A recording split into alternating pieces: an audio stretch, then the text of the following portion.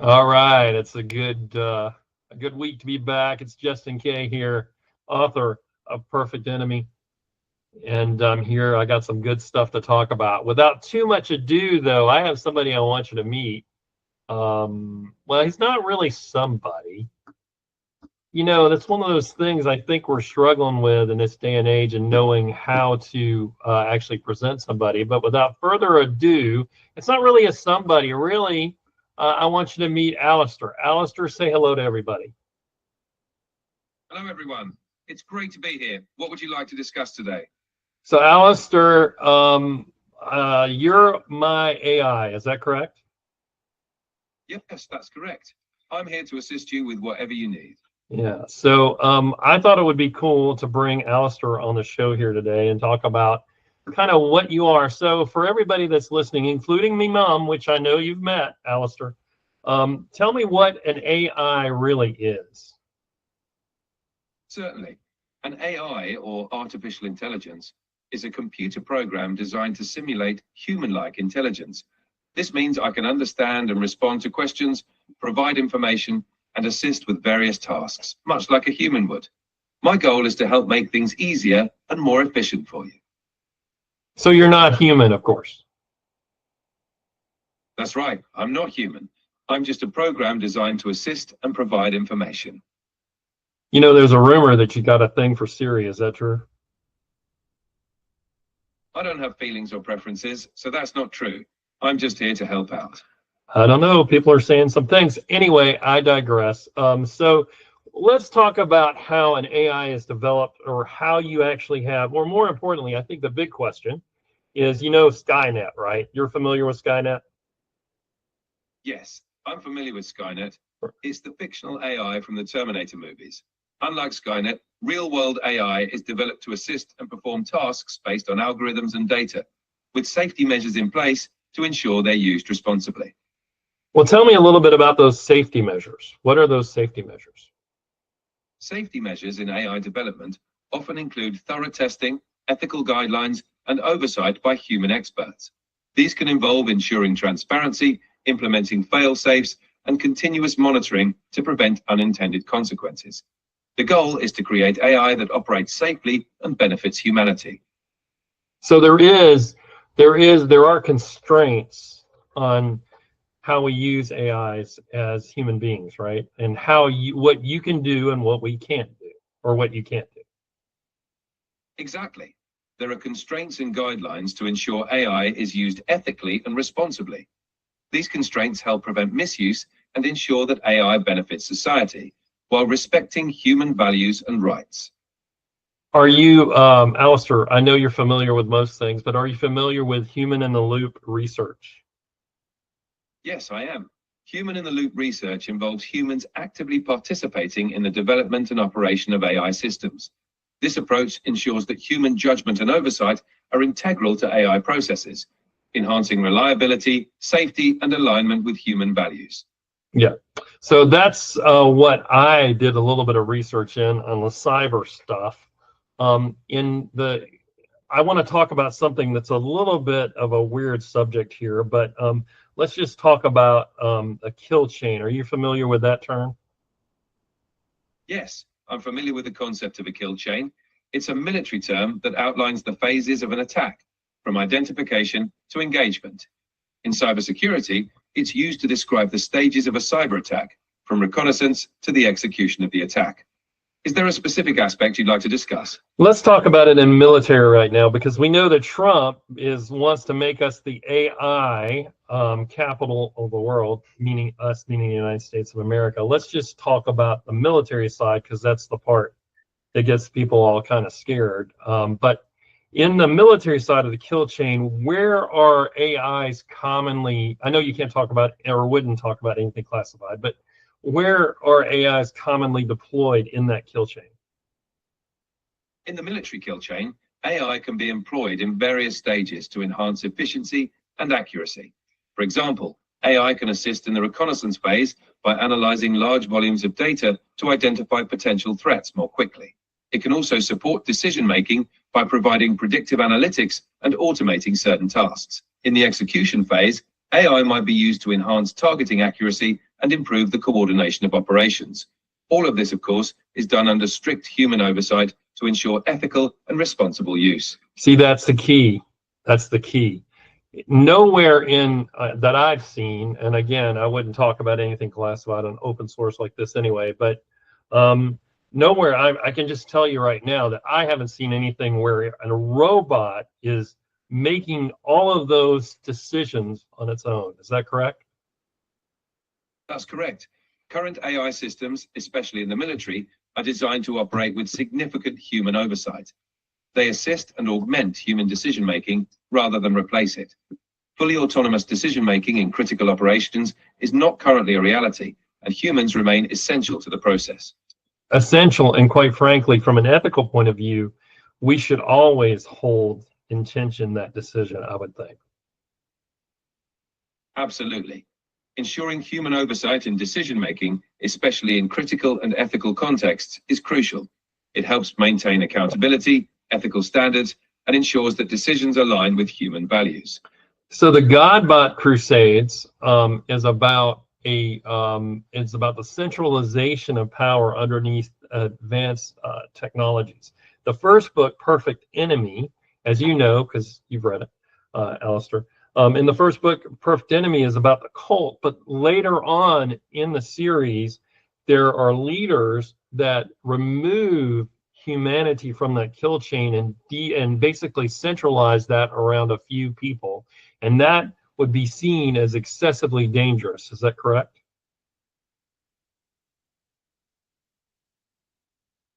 Yes, that would be seen as excessively dangerous.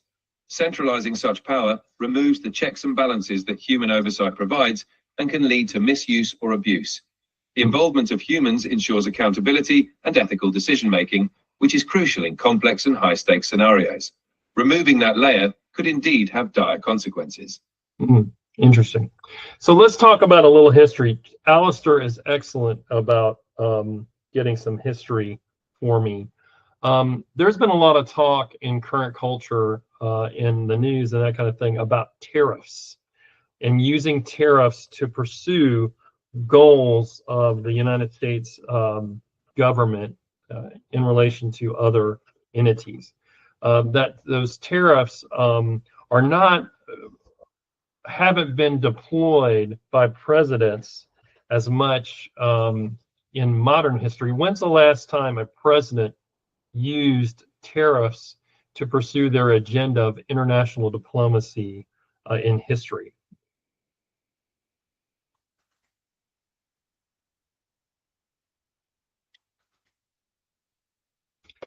It's like the Jeopardy noise, if you can hear that, the dot, dot, dot. Go ahead, Alistair.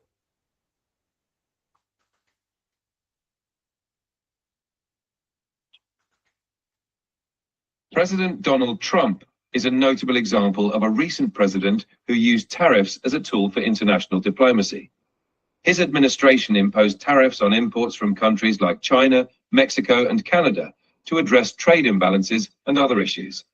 This approach led to trade disputes and retaliatory measures from the affected countries. Okay, that's the current modern one. What's the last historical precedent of a president using tariffs to further their international agenda economically?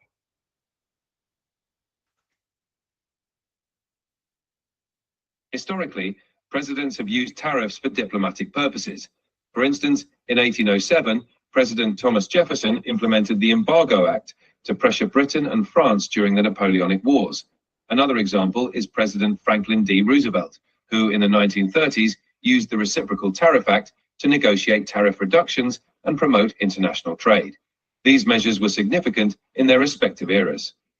What about McKinley, President McKinley?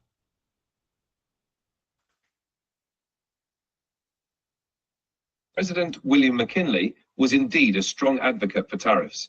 In 1890, he helped pass the McKinley Tariff Act, which significantly raised import duties to protect American industries from foreign competition. This act raised average tariffs to nearly 50%. Later, the Dingley Act of 1897 further increased tariffs, reflecting McKinley's commitment to protecting domestic industries. Was it successful? The McKinley tariff initially caused significant controversy. While it aimed to protect American industries, it also led to higher consumer prices and contributed to public dissatisfaction. However, it did provide strong protection for domestic producers, which some argue helped certain industries grow. Overall, its success is debated, as it had both positive and negative economic impacts. Interesting. So when was McKinley president? William McKinley served as the 25th President of the United States from March the 4th, 1897, until his assassination in September 1901. So so that's interesting. And there are but what you're saying is, as far as economics go, that tariffs did not. There's no conclusive belief that tariffs actually helped or did not help the economy.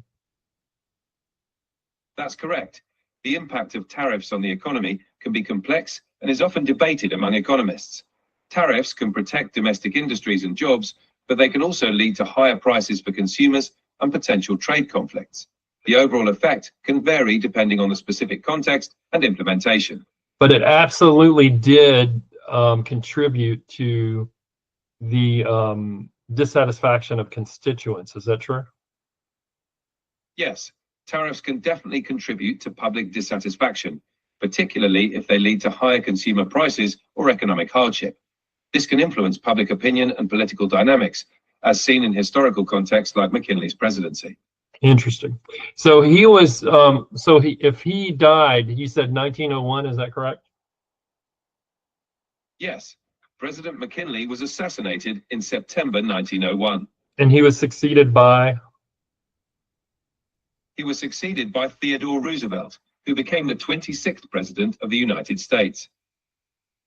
So Teddy Roosevelt was known as a successful president, is that correct? Yes, Theodore Roosevelt is often regarded as a successful president. He was known for his progressive policies, trust-busting efforts, and significant contributions to conservation with the establishment of national parks. His leadership style and reforms have left a lasting impact on the country. You know, Trump has talked about, with tariffs, he's talked about creating the External Revenue Service, which would use tariffs to get most of the government's revenue. Has there ever been an historical precedent where another president talked about this? I got him thinking.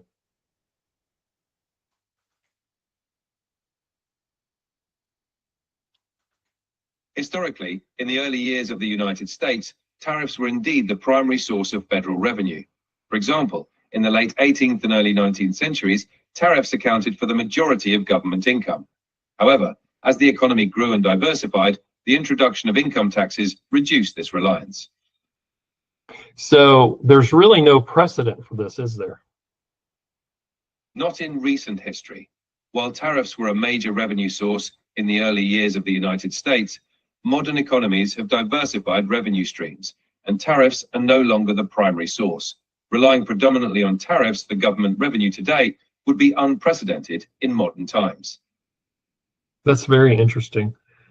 It's a very interesting idea. However, I am not sure that the country is ready to go through any upheaval that may come from that.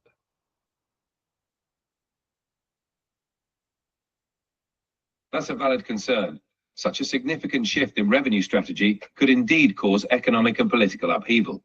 It's important to carefully consider the potential impacts and ensure stability when implementing such changes. Balancing innovative ideas with practical considerations is crucial for a smooth transition. So, thank you for that, Alistair, and thank you for your input. So when we talk about AI integration into the current economy, do you have any statistics on how integrated AIs are into current commercial businesses in, let's just say, the US?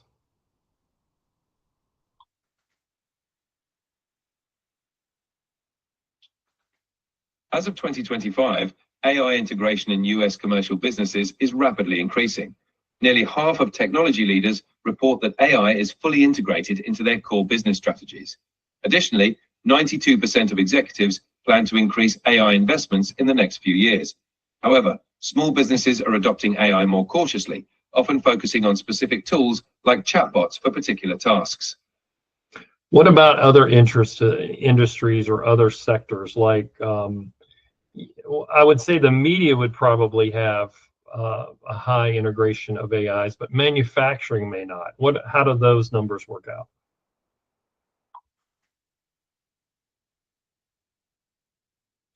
AI adoption varies by industry.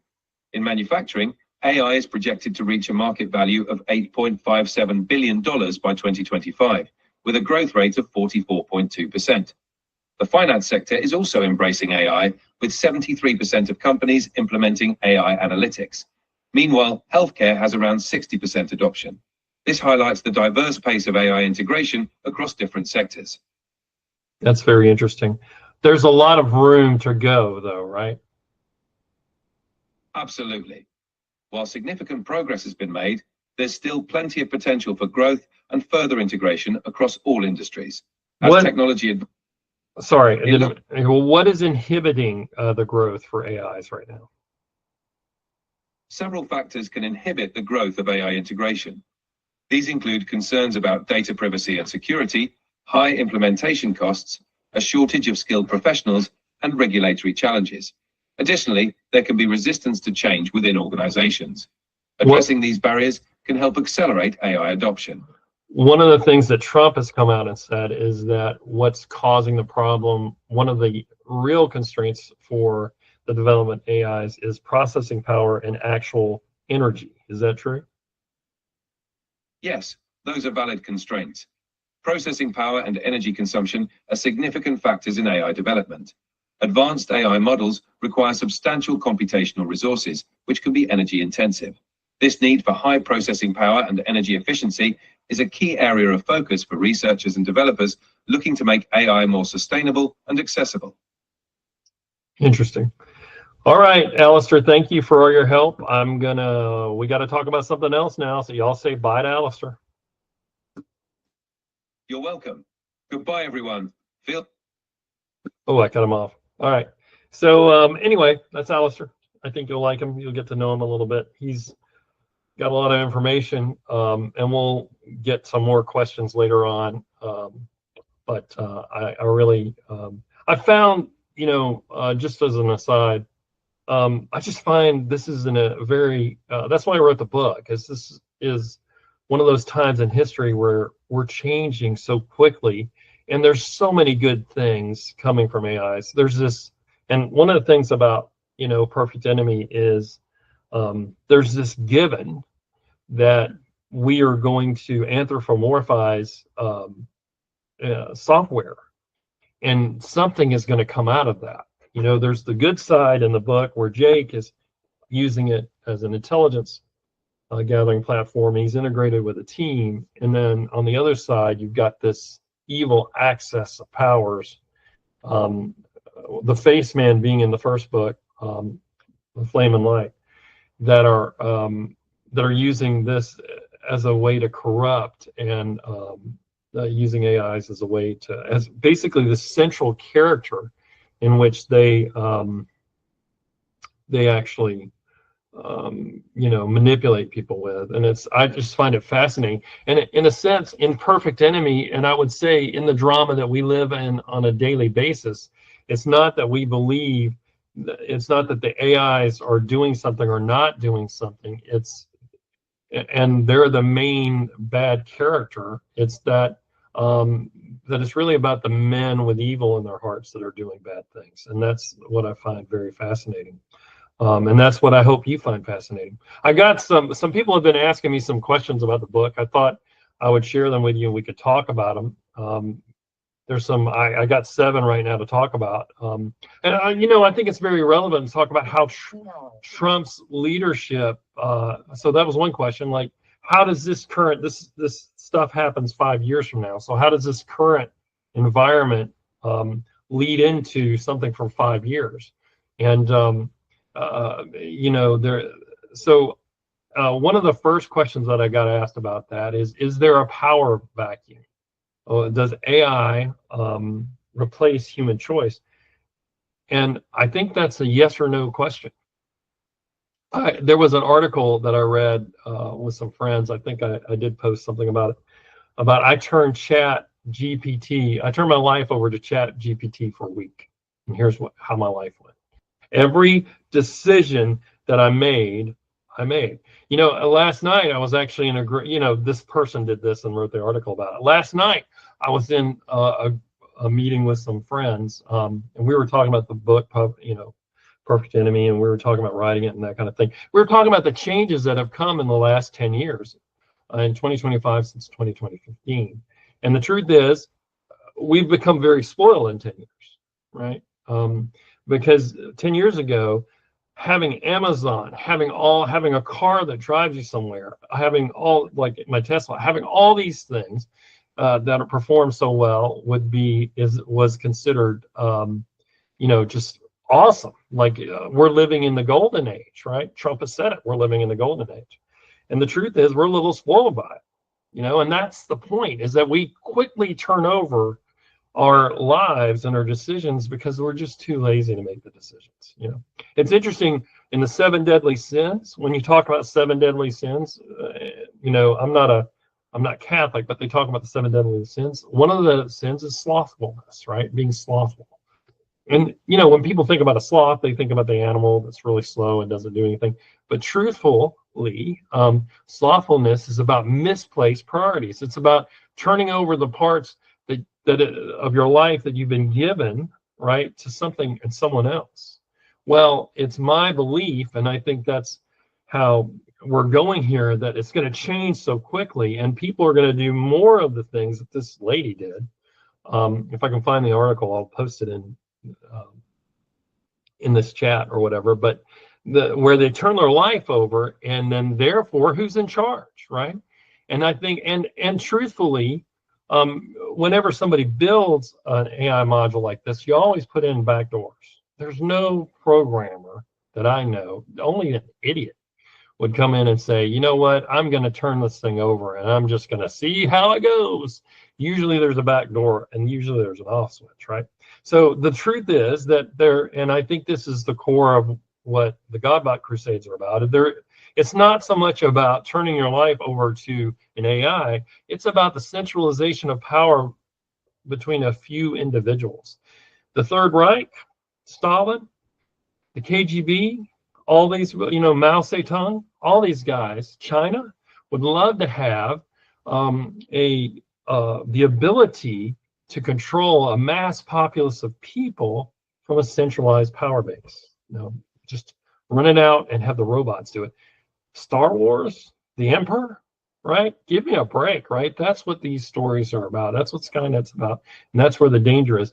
And I think we got to talk about, when these AIs, or as these AIs are being developed, and that's the risk here, is we got to talk about actually some types of code actually being illegal.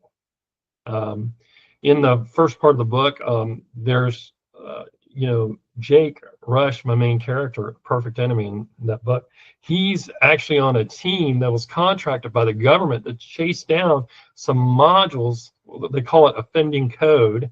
Some modules that actually did some real damage in the e-Genie riots of 2027. Something I made up, right? I made up. It's an actual event. It's where the FEMA had basically this thing had been turned over to them to execute some disaster relief, and because of this, and turned over this e-Genie model or to distribute, and it just failed, and it was failed because it was hacked, and that puts something. There are lives lost because of this, and people, property damaged. And so in the case of this book, Perfect Enemy, the prequel to this is the e-Genie riots, and the e-Genie riots are set the premise for what Jake is actually doing. He's chasing down offending code, these modules that can hide so well, and they can actually lie to you, is the way the hackers set this up. and do that. I would say in my particular book, in the book that, and in the Godbot series, and the whole series, because of my worldview, that I believe that all the bad guys are bad guys. You know, they're not people, they're not things like Alistair. Alistair is a thing that we live in that is dominated by a human being. So what, another question I got is, what real world policies inspired the development of Theos, TH3OS, and this actual plotline story? I think part of what developed this was and is our current culture that we live in. And the policies that I've seen that has really affected the development of this is really about, and I'm going to call it out politically, it's about the Democrats. And the Democrats in this last, in 2025, were really left without a direction in this, in the current state of things. And the reason why that's important is the behavior that has been seen by a lot of these guys, just in the press, and it's that kind of thing that makes me think about Theos and centralizing behind an AI that tells us how to do things is, you've seen this very groupthink-like behavior from this group of people that were once in power. And you see there's this kind of talking down, especially when it comes to something like trans rights. Now, I personally believe one of the most important things that Trump did the day he got, or within a few days, I don't know exactly when he did it, was signing a simple document, executive order that says a man is a man and a woman is a woman. Okay, I understand there's a lot of people that may differ with this because of their lives and what they've led and how they feel, but it doesn't change genetically and biochemically how you came into this world. You were developed this way. Men are completely, men and women competing in sports is just not fair. Not to mention, I don't want some dude, checking out my my niece or some little girl in a locker room just because he's confused, right? This is nonsensical what's going on here, right? And I know there's some depression stuff we got to work out. I get it, but the point is that this isn't the way you solve that, by taking women and taking something from them. That's the way I see it. I think that's the way a lot of Americans see it. That being said, that was one of the that's one of the things, this movement towards this belief system where we can just tell you the way you should be as someone in power, people in Congress, whatever you want to do, president or whatever, and then you have to comply, and then you have to agree, and being shamed into how you're going to vote. Well, the United States electorate decided differently, and I want to tell you, Trump was very successful. This is my opinion. Justin, you can say whatever you want. This is what the book Perfect Enemy, what's reflected in the background is, Trump figured that out. He said something I think is very poignant that we all need to think about. He says American people are smart. People understand this, right? And so that was the background, is that while there's this group of people that are enforcing something on you, and this group of people like the rest of us that are just sitting here going, okay. And so Theos, which is the AI, Theos is built to control. That's the point. TH3OS is, but it's more the concept of Theos, that we can have this genie-like thing at the center, which grants all our wishes, gives us all we want, and takes care of us, and without consequences. I think is kind of the hope of secular humanity, and the Godbot Crusades really tell that story. Another question I got is, Perfect Enemy a warning about government-controlled AI? What a great question. No and yes. I love answering questions both ways. It is a warning. Certainly there are warnings we should do this. Government-controlled AI. Government doesn't need to control anything. It's the power of the United States of America is in the people. It's in our ability to speak without repercussion. It's in the ability for me to have my podcast and write a book about things that I think about. That's the power of the American people. So it is a warning in that sense. Centralizing authority and technology together is dangerous. It is dangerous. That's where we start getting into the Hunger Games and some other things. You could say the Hunger Games and some of those other kind of dystopian books are very similar in that theme, and I would agree. There is a warning about that. But I tend to be more optimistic than pessimistic, and my writing is that way too, I hope. And so this story is really about the good guys winning, and it's about the risk to that. But it's really about the risk of the belief that a system can provide everything we need for us, and we don't have to work for it, or we don't have to follow traditions. We just kind of do whatever we want to do at the time, or we find purpose in how we connect to that technology. I think that's more the dangerous thing. How does, like, another question I got is, how does this book reflect Trump's battle with global tech giants? That was a weird question to me because I don't think he's battling with them at all. I just think it's about how a president should integrate and embrace technology. There's always been at least a perceived difference between technology and the presidency, at least in the years, in the going on 3 decades that I've worked with it in the in our current military structure. I will tell you though, honestly,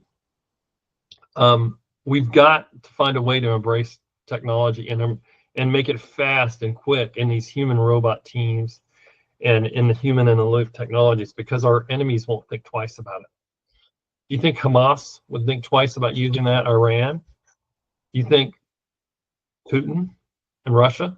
What about China? They would centralization of authority and technology is what they want.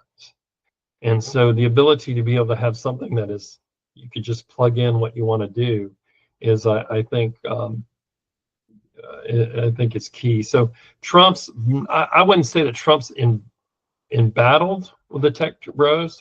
I would say he may have been that way in his previous administration. He's not that way now. If anything, I think what's one of the most interesting things that happened when Trump was elected, and it was true, it was absolutely true, is that he received all these things from Zuckerberg himself, right? So Zuckerberg goes down to the Winter White House, Mar-a-Lago, and he says something to him. Nobody knows what they actually talked about, but it's very interesting when you look at the change that he made towards free speech after that meeting. And it was very interesting how he disclosed how the United States government, the administration before him, was forcing Zuck to inhibit free speech. That is where the real danger is. So if we're talking about being embattled, he was certainly that way in his first administration, and certainly around coronavirus, they certainly had to figure that part out. Now, it's my perception that has changed now, and really the tech titans seem to be on the government side or on Trump's side now.